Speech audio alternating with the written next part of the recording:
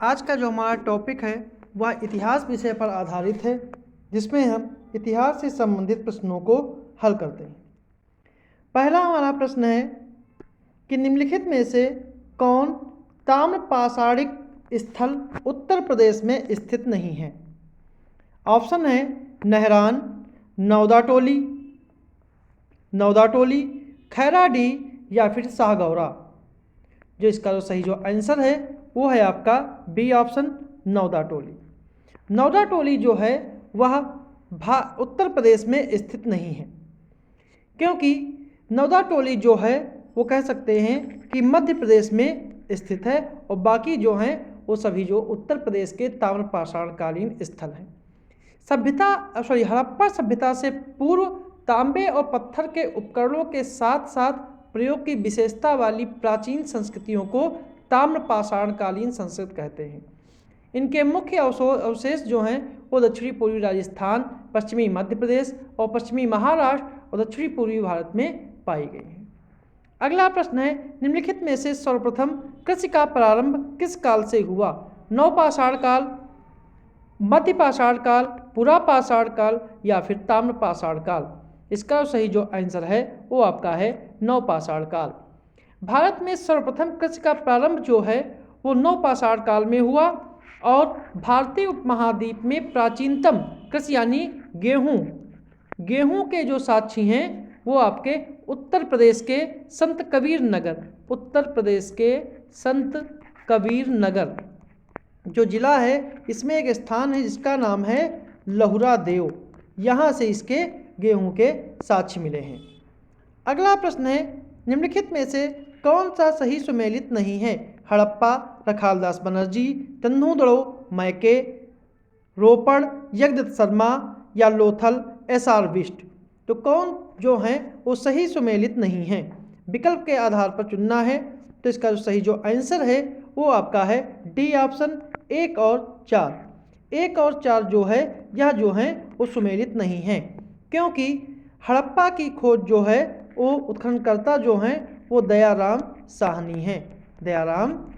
साहनी हैं और लोथल की खोज जो है वो एस आर राव ने की थी। और बाकी जो हैं वो अन्य सुमेलित, जैसे कि तेंदुलड़ो की खोज मैके ने की थी, रोपड़ की यज्ञदत्त शर्मा ने की थी, मोहनजोदड़ो की खोज रखालदास बनर्जी ने की थी और धौलावीरा की खोज जो है वो एसआर बिष्ट ने की थी। अगर एसआर बिष्ट की बात की जाए तो एसआर बिष्ट ने जो है वो धौलावीरा की खोज की थी। खोज नहीं, मतलब कि यहाँ पर उत्खनन जो है वो धौलावीरा का कराया था और रखालदास बनर्जी ने जो था वो मोहनजोदड़ो का उत्खनन करवाया था।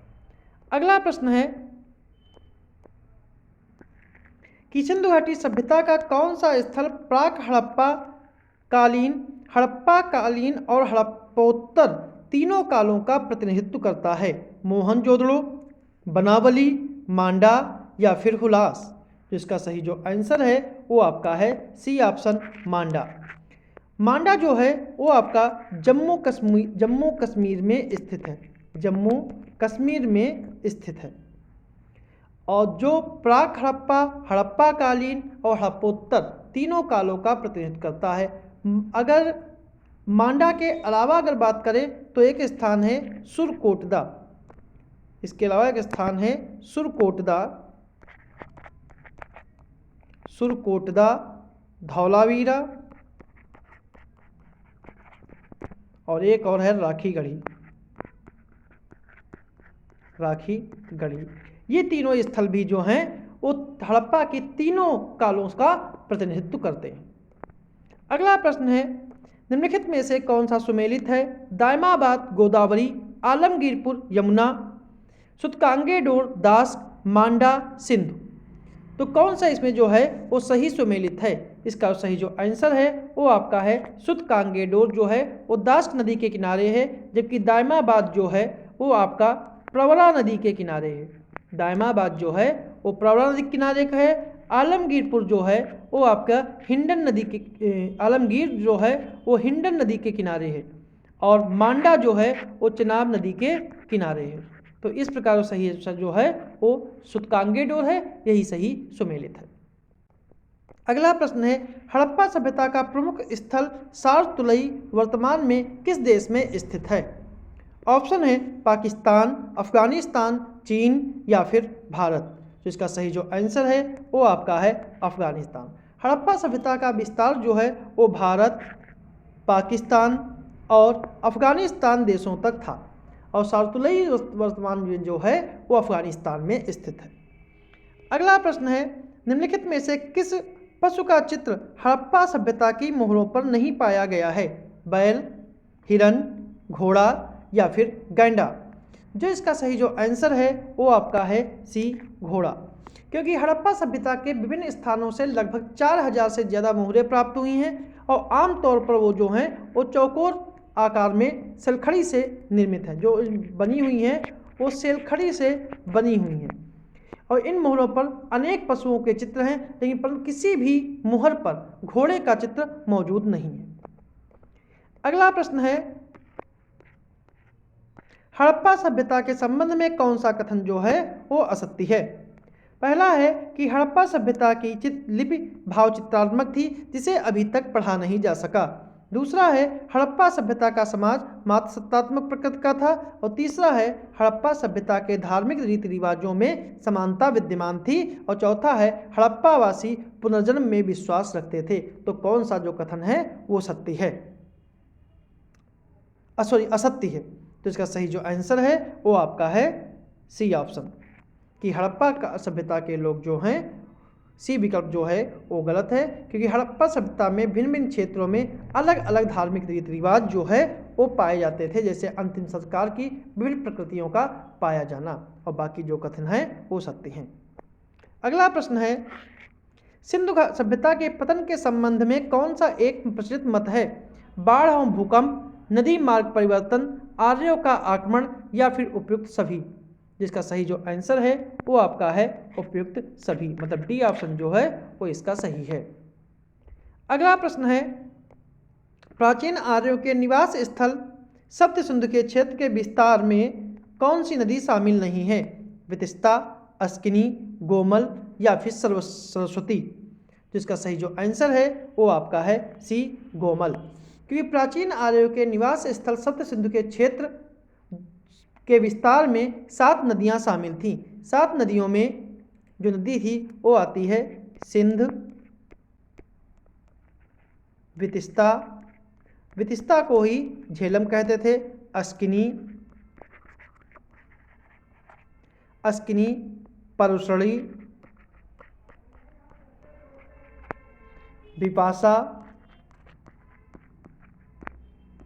विपाशा को व्यास कहते थे, अस्किनी को चनाब कहते हैं और परुशड़ी को जो है रावी कहते हैं और सुतद्री, और आखिरी है सरस्वती। ये 7 नदियां जो हैं वो इस क्षेत्र में पाई जाती थी और प्राचीन नदी गोमल को वर्तमान में गोमती नदी से भी जाना जाता है। अगला प्रश्न है, शतपथ ब्राह्मण किस वेद का ब्राह्मण ग्रंथ है? यजुर्वेद, ऋग्वेद, अथर्ववेद या फिर सामवेद। जिसका सही जो आंसर है शतपथ ब्राह्मण जो है वो यजुर्वेद का ब्राह्मण ग्रंथ है। अगर यजुर्वेद के ब्राह्मण ग्रंथों की बात करें तो शतपथ भी है और तैत्तिरीय भी है। अथर्ववेद की बात करें तो अथर्ववेद का ब्राह्मण ग्रंथ जो है गोपथ है। और अगर ऋग्वेद की बात की जाए तो ऋग्वेद में ऐतरेय और कौशिकी हैं। और अगर सामवेद की बात की जाए तो जैमिनी और टांडय इसके ब्राह्मण ग्रंथ हैं। अगला प्रश्न है, उत्तर वैदिक काल में कृषि का देवता किसे कहा गया है? ऑप्शन है सूर्य, इंद्र, वरुण या फिर विष्णु। कृषि का देवता किसे कहा गया है? इसका सही जो आंसर है वो आपका है बी, इंद्र। उत्तर वैदिक काल में कृषि वैदिक लोगों का प्रमुख व्यवसाय बन गया था और कृषि के लिए बैलों और भैंसों को घरों में पाला जाने लगा। जो इंद्र जो वर्षा के देवता थे उनको कृषि के देवता का भी उपनाम प्रदान किया गया। अगला प्रश्न है, निम्नलिखित में से कौन सा सुमेलित है जिसमें जैन तीर्थकर और उनके प्रतीक चिन्ह हैं कि नेमनाथ, अजितनाथ, पार्श्वनाथ या मल्लिनाथ जो है सही सुमेलित है? तो इसका सही जो आंसर है वो आपका है सी ऑप्शन। पार्श्वनाथ जो हैं वो सर्प हैं सर उनका जो प्रतीक है वो सर्प है, बाकी जो है वो गलत है, क्योंकि नेमिनाथ का जो प्रतीक है उसको अश्व ना होकर वो शंख है। अजितनाथ का कलश ना होकर इनका जो प्रतीक है वो हाथी है। पार्श्वनाथ का सर्प है और मल्ल जो नाथ हैं, मल्लनाथ का जो प्रतीक है वो आपका कलश है। अगर जैन धर्म के संस्थापक की बात करें ऋषभदेव, तो उनका जो प्रतीक था वो बैल था, और महावीर स्वामी जो 24वें तीर्थकर थे उनका जो प्रतीक है वो आपका सिंह था। अगला प्रश्न है, बौद्ध दर्शन के अनुसार कौन सा कथन सत्य है? बौद्ध आत्मा की सत्ता को स्वीकार करते हैं और बौद्ध पुनर्जन्म के सिद्धांत को नहीं मानते हैं। तो कौन सा कथन जो है वो सत्य है? एक, दो, दोनों या फिर दोनों नहीं? जिसका सही जो आंसर है वो आपका है डी ऑप्शन, दोनों। क्योंकि बौद्ध दर्शन के अनुसार दर्शन के संबंध में दोनों कथन सही नहीं है, क्योंकि बौद्ध दर्शन आत्मा की सत्ता को स्वीकार करने आत्मा की सत्ता को अस्वीकार करने के बावजूद भी पुनर्जन्म और कर्म के सिद्धांत को मानते हैं। अगला प्रश्न है, निम्नलिखित में से कौन सा सुमेलित नहीं है? चेदी, सोत्रवती, अस्मक, पोटिल, कंबोज, हाटक, अंग, राजगृह। मतलब कौन सा जो है वो सही सुमेलित नहीं है? तो इसका सही जो आंसर है वो आपका है डी ऑप्शन, अंग, राजगृह। क्योंकि ये 16 महाजनपद के बारे में बात की गई है। जो अंग राज्य की राजधानी जो है वो राजगृह नहीं थी, वो चंपा थी। ठीक है, और जो राजगृह है वो मगध की राजधानी थी। राजगृह जो है वो मगध की राजधानी थी और अंग की राजधानी जो थी वो चंपा थी। अगला प्रश्न है, सर्वप्रथम पाटलिपुत्र को राजधानी के रूप में किसने स्थापित किया? कनिष्क, उदयन, प्रसेनजित या फिर बिंबिसार? जिसका सही जो आंसर है वो आपका है उदयन। उदयन ने ही पाटलिपुत्र की स्थापना की और मगध साम्राज्य की राजधानी राजगृह से पाटलिपुत्र स्थानांतरित की। जो उदयन जो है वो हर्यक वंश का शासक था, हर्यक वंश का शासक था। अगला प्रश्न है, निम्नलिखित में से मौर्य काल में कौन शिक्षा का प्रमुख केंद्र नहीं माना जाता था? नालंदा, वाराणसी, तक्षशिला या फिर उज्जैन? जिसका सही जो आंसर है वो आपका है ए ऑप्शन, नालंदा। मौर्य काल में वर्णाश्रम के अनुसार शिक्षा दिए जाने का उल्लेख मिलता है। इस काल में धर्म, व्याकरण, अर्थ और व्रत शिक्षा के अनिवार्य विषय माने जाते थे। मौर्य काल में वाराणसी, उज्जैन और तक्षशिला ये जो तीन थे वो यहाँ के शिक्षा के प्रमुख केंद्र माने जाते थे। अगला प्रश्न है, भूमिदान का पहला अभिलेखीय साक्ष्य मिलता है नासिक अभिलेख से, नानाघाट अभिलेख से, बेसनगर अभिलेख से या फिर मेहरौली चंद्र अभिलेख से? जिसका सही जो आंसर है वो आपका है नानाघाट अभिलेख। कि आंध्र सातवाहन वंश, आंध्र सातवाहन वंश, आंध्र सातवाहन वंश की में सतकर्णी प्रथम की रानी नागनिका के द्वारा, नागनिका के नानाघाट से अभिलेख मिलता है। कि अभिलेख से यह पता चलता है कि ब्राह्मणों और बौद्धों को भूमि जो थी वो अनुदान के रूप में दी गई थी। अगला प्रश्न है, निम्नलिखित में गुप्तकालीन पश्चिमी तट के बंदरगाहों में कौन सा बंदरगाह प्रमुख था? चोल, कल्याण, कैम्बे या फिर भड़ोज? जिसका सही जो आंसर है वो आपका है डी ऑप्शन, भड़ोज। अगला प्रश्न है, प्रारंभ में हूण सत्ता स्थापना किसके नेतृत्व में हुई है? तोरमाण, साल, मिहिरकुल या फिर दंतीदुल?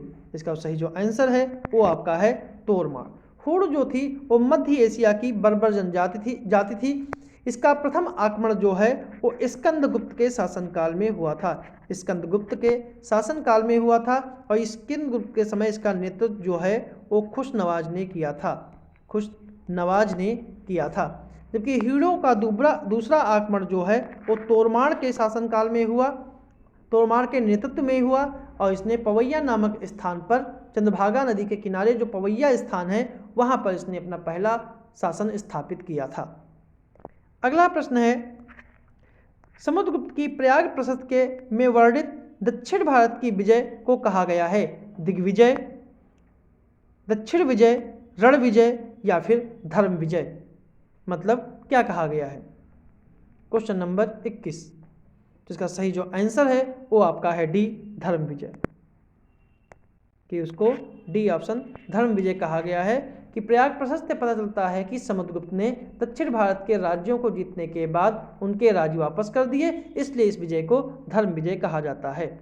अगला प्रश्न है, किस शासक को ग्रीक लेखकों ने अग्रमीज एवं जैंद्रमीज के नाम से पुकारा? सिकंदर, धनानंद, अशोक या फिर चंद्रगुप्त? जिसका सही जो आंसर है वो आपका है बी, घनानंद। अंतिम नंद राजा घनानंद था, जो सिकंदर का समकालीन था, जो एकराट की उपाधि धारण करने वाला पहला शासक था। यूनानी लोग घनानंद को अग्रमीज या जैंद्रमीज कहते थे। अगला प्रश्न है, गुप्तचर प्रणाली का वर्णन करने वाला पहला ग्रंथ है? इंडिका, अर्थशास्त्र, दिव्यवदान या फिर गार्गी संहिता? जिसका सही जो आंसर है वो आपका है बी ऑप्शन, अर्थशास्त्र। क्योंकि अर्थशास्त्र में राज्य के गुप्तचर को गूढ़ पुरुष कहा गया है। इसमें गुप्तचर विभाग का नाम जो है वो महामात्य सर्प मिलता है, महामात्य सर्प मिलता है। और इंडिका की रचना जो है वो मेगास्थनीज ने की है, जिसमें पाटलिपुत्र के प्रशासन का उल्लेख है।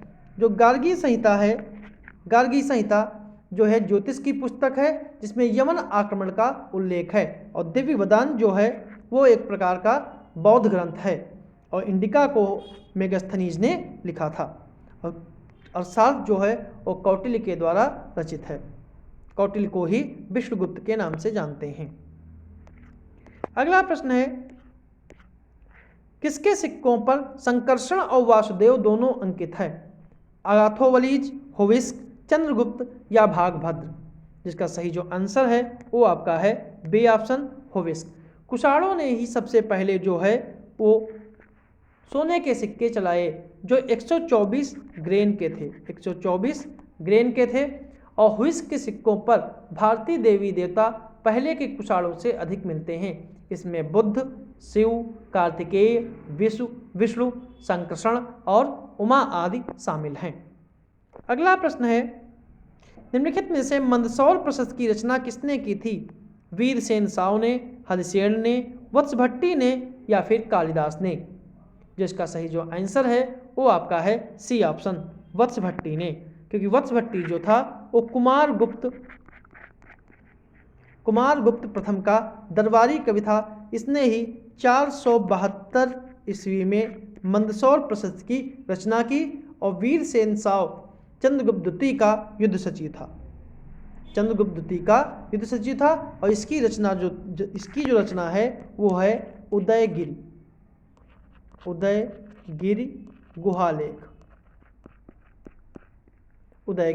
गुहालेख।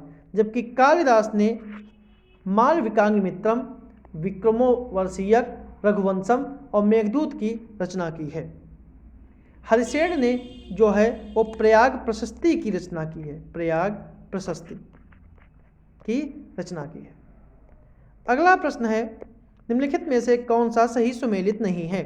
प्रियदर्शिका, हर्षचरित, बाणभट्ट, सूर्य शतक, मयूर शतक जैसे? तो इनमें कौन सा सही सुमेलित नहीं है? तो इसका सही सुमेलित जो है वो डी ऑप्शन जो है, उस मयूर शतक जो है वो सही सुमेलित नहीं है। क्योंकि मयूर शतक जो है मयूर शतक अथवा सूर्य शतक की रचना जो है वो मयूर ने ही की थी। मतलब जयसेन ने इसकी रचना नहीं की, इसकी रचना भी मयूर ने ही की थी, जो हर्ष के शासनकाल में, मतलब हर्ष के दरबार में रहते थे। हर्ष के दरबार में मयूर के अलावा हरिदत्त और जयसेन जैसे विद्वान भी रहते थे। अगला प्रश्न है, निम्नलिखित में अशोक ने किस गुफा का निर्माण बिहार के बराबर पहाड़ी में नहीं करवाया? सुदामा गुफा, लोमर्स गुफा, कड़चौफर गुफा या विश्व झोपड़ी गुफा? जिसका सही जो आंसर है वो आपका है बी, लोमर्स गुफा। अशोक ने अपने राज्याभिषेक के 12वें और कह सकते हैं 19वें वर्ष सुदामा, विश्व छोपड़ी, कर्ण चौपर का निर्माण बराबर भाग की पहाड़ी में करवाया था, जबकि अशोक के पोते दशरथ ने नागार्जुनी पहाड़ी में लोमर्च गुफा का निर्माण करवाया था और ये सभी गुफाएं जो हैं आजीविक संप्रदाय को दान में दी गई थीं। अगला प्रश्न है मौर्यकालीन करों में कौन सा एक प्रकार का धार्मिक कर था? बलि, रज्जु, विविध या फिर हरणी? जिसका सही जो आंसर है वो आपका है ए, बलि। बलि जो था एक प्रकार का धार्मिक कर था। रज्जु जो था वो भूमि की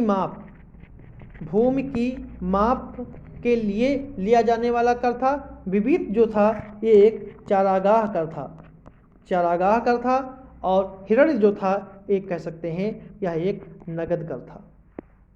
अगला प्रश्न है निम्नलिखित में से किन शासकों ने प्रांतों में द्वैध शासन प्रणाली प्रचलित की? शकों तथा पर्थियन ने, कुषाणों ने, शकों और कुषाणों ने या फिर डेमेट्रियस ने? इसका सही जो आंसर है वो आपका है बी ऑप्शन, कुषाणों ने।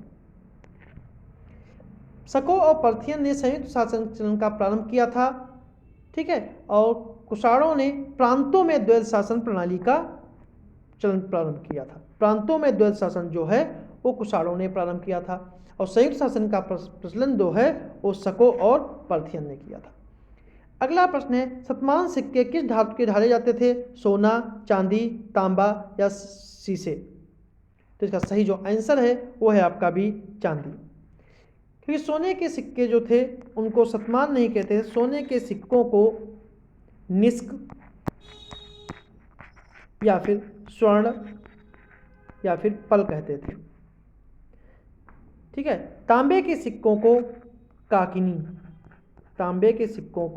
काकिनी कहते थे और जिनका निर्माण सोना, चांदी, तांबा, रांगा और सीसा आदि धातुओं से होता था उनको कारसापड़ कहते थे। अगला प्रश्न है निम्नलिखित में से किस शासक ने नालंदा विश्वविद्यालय की स्थापना की? स्कंदगुप्त, विक्रमादित्य, महेंद्र द्वितीय या चंद्रगुप्त प्रथम? जिसका सही जो आंसर है वो है आपका सी ऑप्शन, महेंद्र द्वितीय। कुमारगुप्त की उपाधि ही, अगर महेंद्र द्वितीय है तो कुमारगुप्त की उपाधि है वही, जो कुमारगुप्त थे राजा थे गुप्त शासन के, उनकी उपाधि महेंद्र द्वितीय है और कुमारगुप्त ने ही नालंदा विश्वविद्यालय की स्थापना करवाई जो बौद्ध शिक्षा का एक प्रमुख केंद्र था। वर्तमान में यह बिहार के राजगीर के पास है, जिसे 2010 में पुनः स्थापित किया गया। अगला प्रश्न है निम्नलिखित में से कौन सा स्मारक पल्लव काल से संबंधित नहीं है? कैलाशनाथ मंदिर, धर्मराज रथ, शोर मंदिर या फिर लिंगराज मंदिर? जिसका सही जो आंसर है वो है आपका सी, शोर मंदिर। शोर मंदिर जो है वो महाबलीपुरम में स्थित है, या जो है वो महाबलीपुरम में स्थित है। इसका निर्माण पल्लव शासकों द्वारा किया गया था और यह राजसिंह शैली का प्रथम उदाहरण है। कैलाशनाथ जो मंदिर है वह कांची में स्थित है। यह मंदिर राजसिंह शैली पर आधारित है, और पल्लवों के सबसे अलंकृत मंदिरों में से एक है। उड़ीसा में लिंगराज मंदिर का निर्माण सोमवंशी राजाओं ने कराया था। सो इसका आंसर जो सी नहीं है, इसका आंसर जो है वो डी है, क्योंकि कैलाशनाथ मंदिर, धर्मराज रथ और शोर मंदिर, इन तीनों मंदिरों का निर्माण जो है वो पल्लव वंश ने कराया था। जो लिंगराज मंदिर है यह नागर शैली में है और सोमवंशी राजाओं के द्वारा किया जाता है, और लिंगराज मंदिर का जो प्राचीनतम नाम है उसका नाम था कृतिबास मंदिर। अगला प्रश्न है निम्नलिखित शासकों में किसने वतापी कोंड उपाधि धारण की थी? महेंद्र वर्मन प्रथम, नरसिंह वर्मन प्रथम, परमेश्वर वर्मन प्रथम या फिर नंदी वर्मन प्रथम? जिसका सही जो आंसर है वो आपका है ए ऑप्शन, महेंद्र वर्मन प्रथम।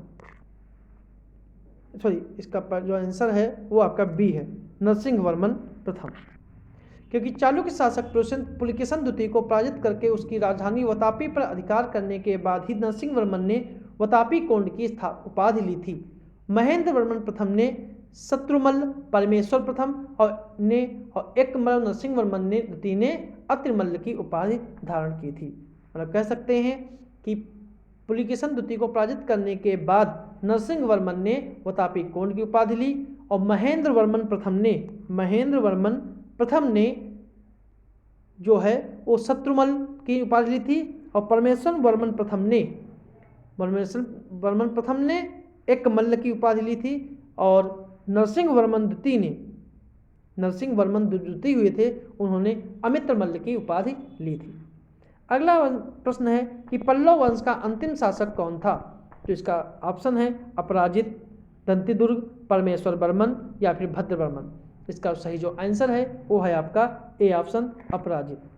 कांची के पल्लव वंश का संस्थापक जो थे वो थे सिंहवर्मा,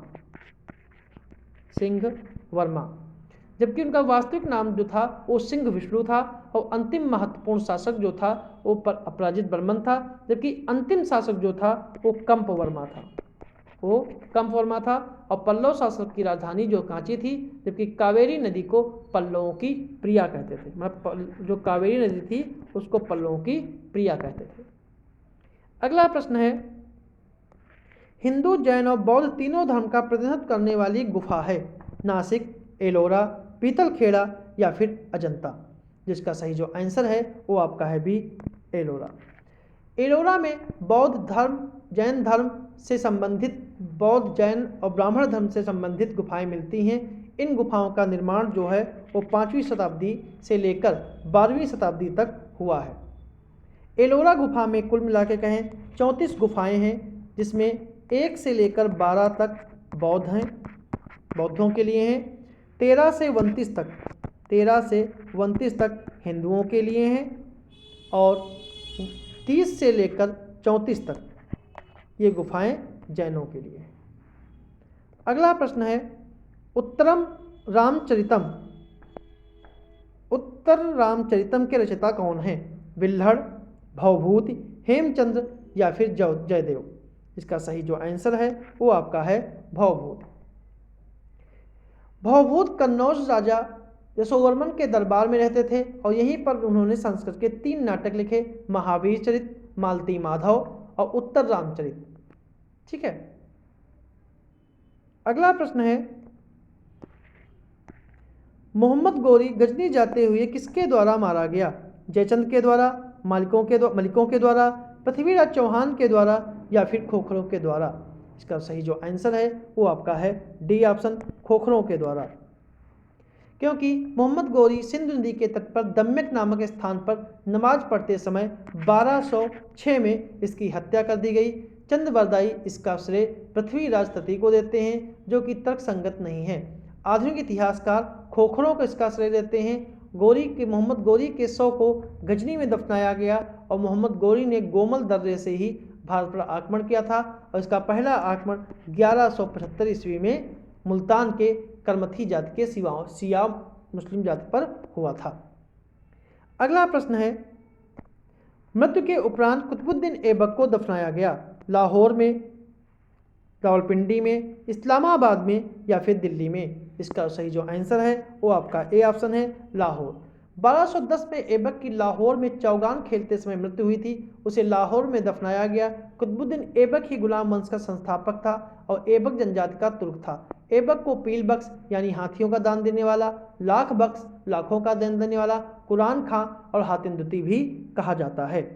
अगला प्रश्न है बलबल का जन्म तुर्कों के किस संप्रदाय में हुआ था? एलवरी, खिम्फाई, गुंज या फिर करलुग। जिसका सही जो आंसर है वो आपका है एलवरी। ए ऑप्शन जो है वो इसका सही है, क्योंकि बलबन का जन्म तुर्की की इलबारी शाखा में हुआ था। बलबन का जो मूल नाम था वो बहाउद्दीन था। जब वह सुल्तान बना तो उसने गियाउद्दीन की उपाधि धारण की और उसकी दूसरी उपाधि उलूग खां है और उलूग खां की उपाधि जो है नसरुद्दीन महमूद ने दी थी और बलबन को ही द्वितीय इलबारी वंश का संस्थापक कहा जाता है। अगला प्रश्न है निम्नलिखित में से दिल्ली का पहला शासक कौन था जिसने दक्कन को भेदा या जीता? अलाउद्दीन खिलजी, अहमद शाह, मोहम्मद तुगलक या फिर अली आदिल शाह। जिसका सही जो आंसर है वो है आपका अलाउद्दीन खिलजी। अलाउद्दीन खिलजी, महाबत खां, शाहजहां और औरंगजेब ने ही अपने सामाजिक और राजनीतिक जीवन की शुरुआत दक्षिण भारत से ही की। दक्षिण भारत पर पहला तुर्की आक्रमण जलालुद्दीन खिलजी के काल में हुआ और वहीं दक्षिण जाने वाला पहला सुल्तान अलाउद्दीन खिलजी ही था। अलाउद्दीन खिलजी के समय में दक्षिण भारत की विजय का श्रेय मलिक काफूर को जाता है। अगला प्रश्न है, पैगंबर के सेनापति का उपयोग उपाधि का उपयोग किस सुल्तान ने किया था? मुबारक शाह खिलजी, खुसरो शाह, मोहम्मद तुगलक या फिर इनमें से कोई नहीं। इसका सही जो आंसर है वो है आपका 41 का ए, क्योंकि खुसरो मलिक नसीरुद्दीन खुसरो शाह के नाम से सुल्तान बना। इसने पैगंबर का सेनापति की उपाधि धारण की। मुबारक शाह खिलजी ने उसे खुसरो खां की उपाधि दी और अपने राज्य का प्रधानमंत्री बनाया। अगला प्रश्न है, मसाहत निम्न से संबंधित थी? भूमि, सिक्का, सेना या फिर न्याय? इसका सही जो आंसर है वो आपका है ए ऑप्शन, भूमि। पैमाइश के आधार पर भू राजस्व का बंदोबस्त मसाहत कहलाता था। इसमें प्रति इकाई विस्वा को आधार बनाया जाता था। अलाउद्दीन खिलजी दिल्ली का पहला सुल्तान था जिसने मसाहत को अपनाया। मतलब अलाउद्दीन जो था वो दिल्ली का पहला सुल्तान था जिसने मसाहत प्रणाली को अपनाया, जिसने पैमाइश के आधार पर भू राजस्व व्यवस्था लागू की थी। अगला प्रश्न है, अमीर खुसरो ने अपनी रचना आशिका किसके आदेश पर लिखी थी?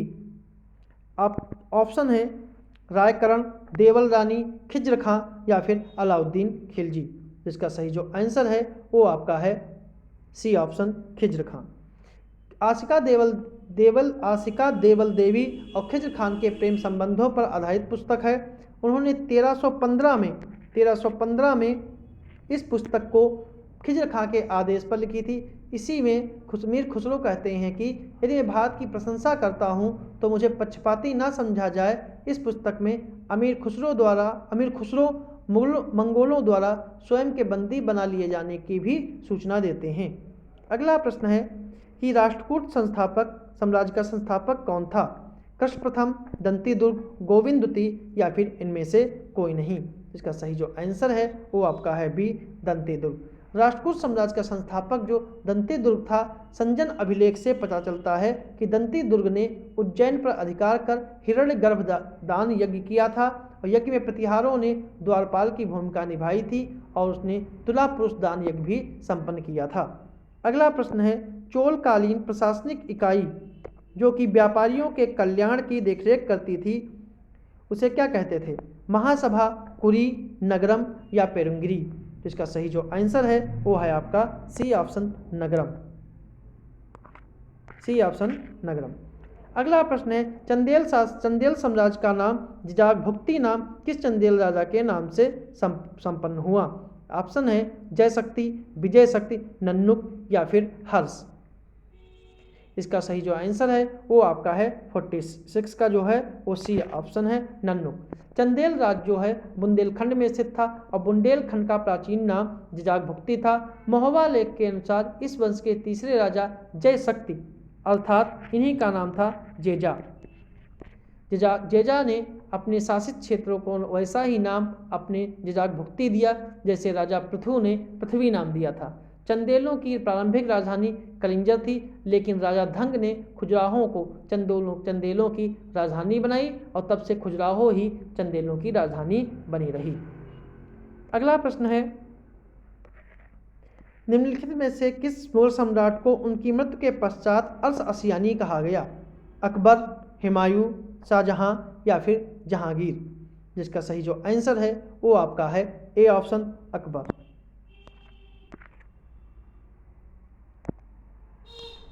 अकबर मुगल सम्राटों में अकबर का सामाजिक सुधारों को लेकर एक अलग स्थान है। उसने सभी धर्मों के समान व्यवहार करने का प्रयास किया।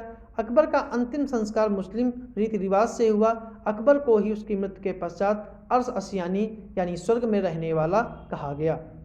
अगला प्रश्न है, निम्नलिखित में से कौन सा युग्म सही सुमेलित नहीं है?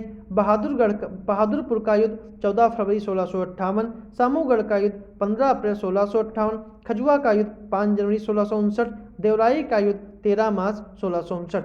तो निम्नलिखित में से कौन सा कथन जो है वो सही नहीं है? तो इसका सही जो आंसर है वो है आपका बी ऑप्शन, सामूगढ़ का युद्ध। सामूगढ़ का युद्ध जो है वो 15 अप्रैल को ना होकर 29 मई 1658 को हुआ था दारा शिकोह और औरंगजेब की सेना के बीच में। इस युद्ध में दारा शिकोह पराजित हुआ और युद्ध के बाद औरंगजेब ने आगरा में अपना राज्याभिषेक किया। अगला प्रश्न है, शिवाजी और जयसिंह के बीच पुरंदर की संधि कब हुई? 10 मई 1664, 10 मई 1665, 11 जून 1665 या 18 जुलाई 1667? जिसका सही जो आंसर है वो आपका है सी ऑप्शन, 11 जून 1665। 11 जून 1665 को शिवाजी और जयसिंह के बीच पुरंदर की संधि हुई। संधि के कारण शिवाजी की छवि को बहुत ही नुकसान हुआ। इस संधि के फलस्वरूप शिवाजी ने अपने पुत्र संभाजी को 5000 घुड़सवारों के साथ मुगल सेना में भेजने की सहमत दी थी। अगला प्रश्न है, बाबर का वजीर निजामुद्दीन बाबर के अंतिम समय में हुमायूं के स्थान पर किसे बाबर का उत्तराधिकारी बनाना चाहता था? अमीर ओवैस, ख्वाजा गाजी, मेहंदी ख्वाजा या फिर हिंदू बेग? जिसका सही जो आंसर है वह आपका है मेहंदी ख्वाजा। सी ऑप्शन जो है वो इसका सही है। आज का आखिरी प्रश्न है कि निम्नलिखित में से किस इमारत को ताजमहल का पूर्वगामी कहते हैं? बीबी का मकबरा, हुमायूं का मकबरा, बाबर द्वारा निर्मित संभल मस्जिद या फिर जोधाबाई का महल? इसका सही जो आंसर है वो आपका है बी हुमायूं का मकबरा। बी ऑप्शन जो है वो इसका सही है कि हुमायूं के मकबरे का निर्माण हुमायूं की पत्नी हमीदा बानो बेगम के द्वारा कराया गया। यह मकबरा ईरानी शैली पर आधारित है और यह मुगल काल का पहला मकबरा था जिसमें दोहरा गुंबद का प्रयोग किया गया। हुमायूं के मकबरे को ही ताजमहल का पूर्वगामी कहते हैं। तो ये थे हमारे आज के 50 प्रश्न।